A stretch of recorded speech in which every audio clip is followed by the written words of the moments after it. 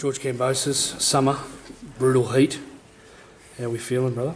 Yeah, it's brutal in here, man. In the gym, putting in the work. In the first boxing gym, nothing's changed for me. I'm always grinding away, always putting in the work and elevating myself. Learning more and more. Working hard with my coach and looking forward to some big fights. A lot of things in the works. So I've learnt a lot from my last two losses, obviously against Devin Haney. I learnt a lot from my victory against Teofimo Lopez, and all of them rounds against these top level guys is going to really showcase myself in my next fight. Lots of talk in a lot of the Australian public and even worldwide public are waiting for who you might fight or who of you. What can you tell the fans of where you and your team are at now and what's next for Team Ferocious? Yeah, look, it's going to be a big fight. Obviously, any fight that Kambosos is in is a big fight. It'll be a 12-rounder. This fight will get us back to where we have to be in title contention and with the elite. That's the way I feel. I've proven myself before, and I feel that I've got a lot more at 29 years of age to give. But I've got a good team. My promoter, obviously Lou DeBella, is working extremely hard. And he's got some really good names. And I'm always open to the challenges. So hopefully we'll get a big announcement, real soon. And we're looking at in May we'll be back. Potential international opponent, George? Yeah, definitely. Look, I'm top of the tree still. I'm still there. I'm still a big name. So I will only fight international fights. Guys that are former world champions. Big names.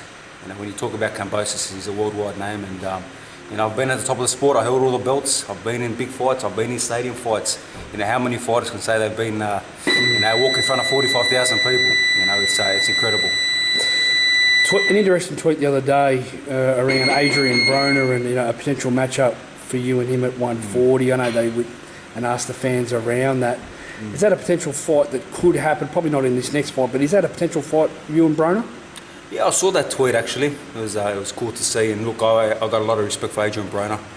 We actually follow each other on social media, and he's a guy that I always looked at as a young guy. When he was at lightweight, I think he was electric.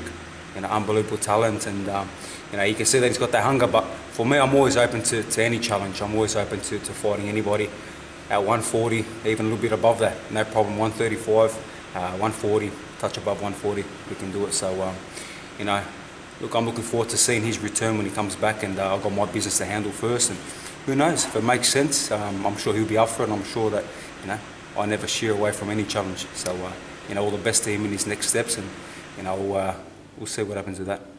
Tank and Ryan. We'll see. Who's going to become victorious in that fight. I think it's a very close fight. I think Tank has the edge. He's been active. He's very explosive. But again, Ryan is a very big. It's that catch weight, but let's say lightweight. He's very big. He's rangy. His footwork's not the greatest, but we'll see. It's a great fight, and that's what boxing is about. The two top guys going at it as well. Devin Haney, your former counterpart, he was in Saudi Arabia today doing some media for the Jake Paul-Tommy Fury fight. There is some talk now that fight might go to Saudi Arabia. Your thoughts on whether, if it was Haney versus Lomachenko in Vegas or if it switched to Saudi Arabia, how do you see that? Is that a potential now sort of advantage to Loma being over that side of the world, or? No, look, Haney travelled all the way to Australia twice, to fight me. So, he came in front of 45,000 people to, and he dealt with that well. So, and then he came back again to another vocal crowd at Rod Laver in front of 13, 14,000, if not more. So, look, I think he's got the leverage to fight wherever he wants to fight. If the money's in Saudi Arabia or the money's in Vegas, he deserves to fight wherever, he wants to fight and where the money is. So I think that's what the hold-up is. But it's a good fight. I'm looking forward to it. And like I said, I'm in the mix with these guys. I did have them belts not so long ago, and looking forward to seeing that fight.